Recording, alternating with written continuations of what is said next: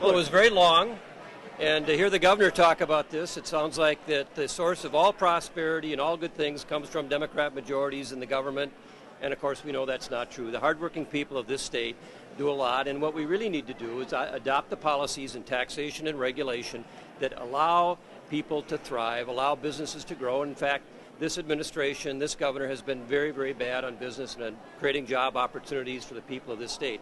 And I think that's a huge problem. So I think going forward, what we need to do is continue to look very hard at how much money we're going to spend. We shouldn't overspend the economy, and we ought to look at our tax policies. We know that many of those tax policies have been very detrimental. We repealed some of those that were enacted last year, this year. We need to take a hard look at that in the future. So it's a very long speech. Kind of a campaign speech, I guess, because he spent a lot of time talking about next year, but we don't know who's going to be the governor next year. But we think there are better things to do than put a lot of money into government programs and tell the people of this state that they can't be successful without government doing things for them. We need to free up the people of the state to do the good things for themselves. Yeah. I think one of the things that we learned tonight is the governor's very good at taking credit, but not very good at taking responsibility.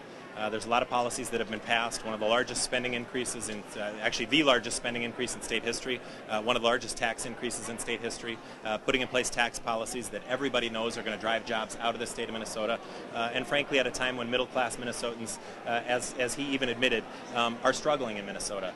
And the policies that Democrats have put in place aren't going to help those middle-class Minnesotans. They're going to make it even more difficult by driving jobs that Minnesotans so desperately want and need out of the state of Minnesota. Unity of purpose that he's talked about? Is unity of purpose?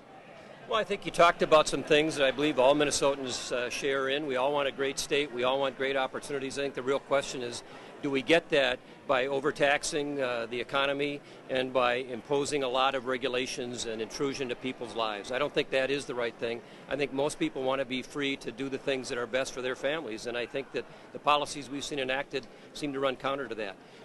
We just can't have such a strong anti-business flavor to government and then expect the economy to grow. I don't think you can say that by taxing the economy even stronger and bringing the money to St. Paul and say that that's how you create growth. I've never seen that happen anywhere in the world. Would you accept $1.2 billion bonding? No. What proposal specifically? I mean, we have an agreement with the majority in the Senate and with the Speaker in the House that $850 is the bonding bill. We talked about $1 billion for the biennium last year. We typically don't do bonding in a budget year, but we agreed to do that last year, and part of that agreement was that we were going to hold ourselves to $1 billion. We think that agreement is still good.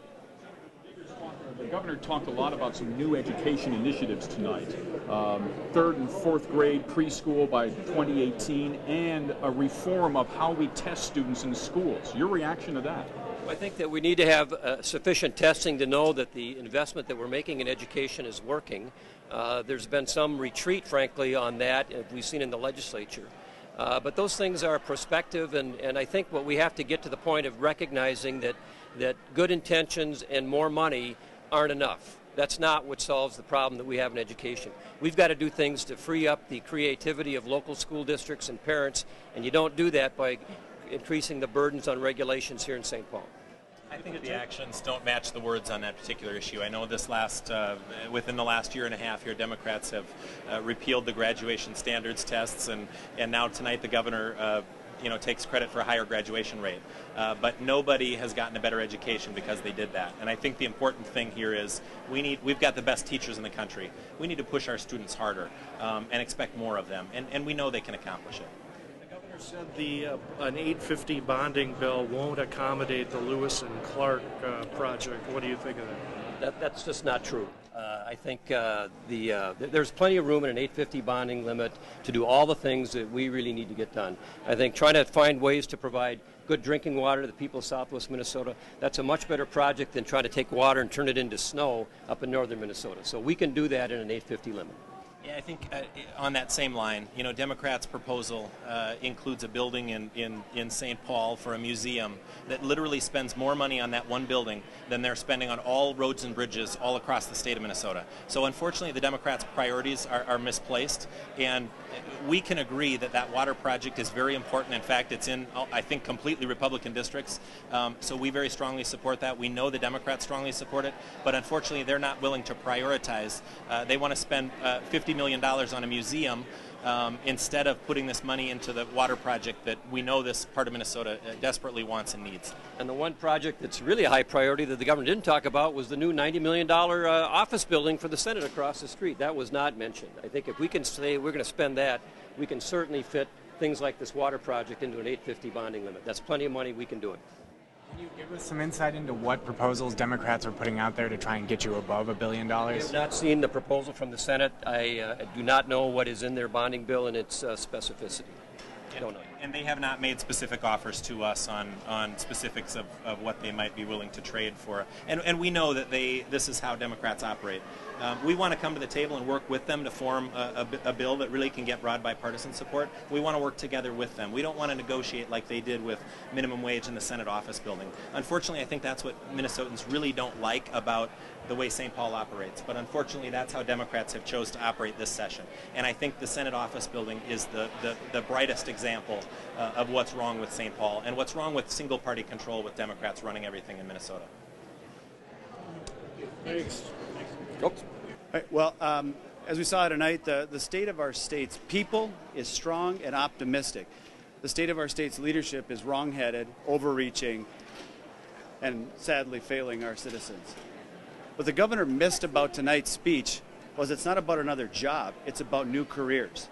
No mention of opening copper nickel mines that not only create opportunity when the mining is done, but that next generation of jobs when it comes to creating a spin-off, a smart factory, development.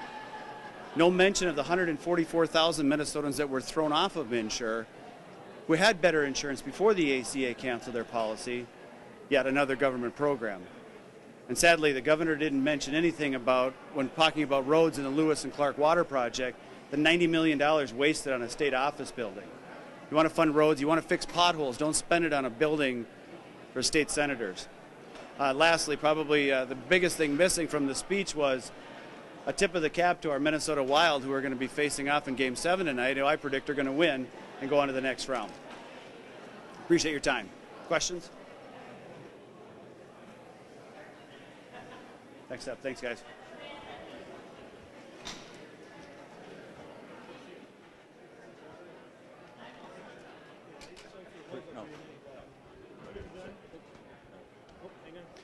Good evening. I think to me the most outstanding part of this speech was the things that the governor didn't mention. And what particularly struck me is what we all know is that we've got to compete in a competitive global economy, and we know that the key to that is going to be education. And yet he advocates for policies, and the Democrats have passed policies that in fact will make us less competitive by getting rid of the basic skills test for teachers, the grad standard exam for students. So number one, we've got to have a class 1 education for our students, and this governor's taking it in the wrong direction. He also didn't mention the fact that almost 200,000 Minnesotans lost an insurance policy that they perhaps wanted to be on as a result of MNsure Obamacare. And in fact, what we now know is that less than 25% of the people buying health care through the exchange are actually getting private policies. So I think that's a concern. Another thing is, folks, don't kid yourself. There are economic clouds on the horizon. Today's report indicates that we had 0.1% growth nationally in our economy.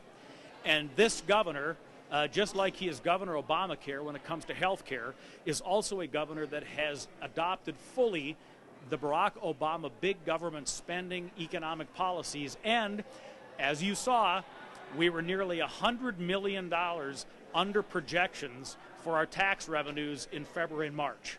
So you're starting to see the turnaround where the economic expansion that started when Republicans held the line on taxes in the 2011 budget, you're starting to see the signs of these increased taxes and our business climate turning sour. So I think those are the things that struck me as what this governor wouldn't talk about rather than what he did, and I'm happy to take any questions.